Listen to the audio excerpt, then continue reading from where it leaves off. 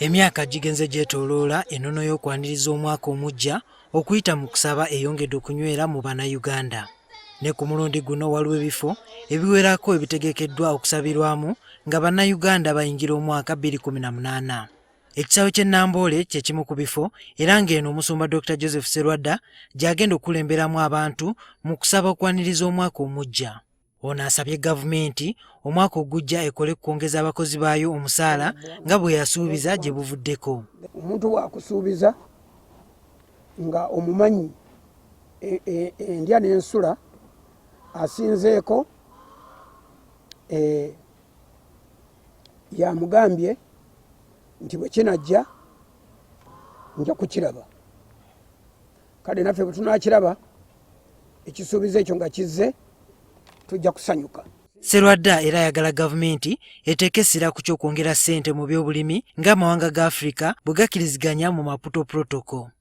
Nti Uganda bw'ebanga eyagadde okukola abazungu kye bayita taking advantage, nga eyagadde okuyingira mu katale akole kati katuyitire wano, tusobola okuyitira mu kulima singa bajeti ebe eyambyeko.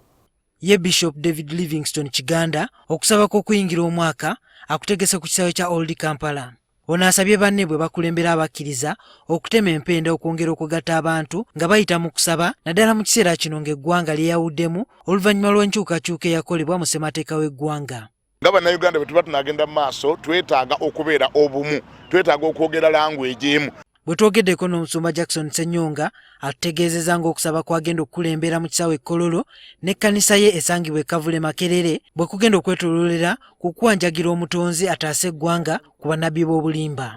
Bannabbi b'obulimba beefuza eggwanga lyaffe, balimbye abantu, baggyemu abantu embuto, babaloosezza emisota, babawadde ebintu ebitategeereka, ebirala babinywe, ebirala babirye. Mu ngeri eyo ne babba emikisa gyabwe obulamu bwabwe ne bugootaana. Tugenda kubasabira ekiro kino ekyasatu Desemba. Bwe tutuseeko Nansana ew'omusumba Wilson Bugembe tusanze okuyooyoota ekifo awanaabeera okusaba kugenda mu maaso.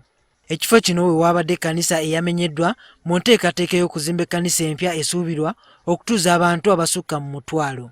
Omusumba Bugembe atubuulidde nga bw'agenda okusabira eggwanga okulaba nga buli kimu kitambulira ku sipiidi ya kizungirizi. Ekyokubiri nsaba omwaka ogujja gubeere gwa speed. Ffe Nansana twagubatizza erinnya mwaka gwa divine speed. Ebintu bibeerewo ku speed. Ozimbe ku speed, ofune visa ku speed, olinnye ennyonyi ku speed, bakuwase ku speed, oterere ku speed, abadde omubbi. Juma Kiriya, NTV ku ssaawa emu.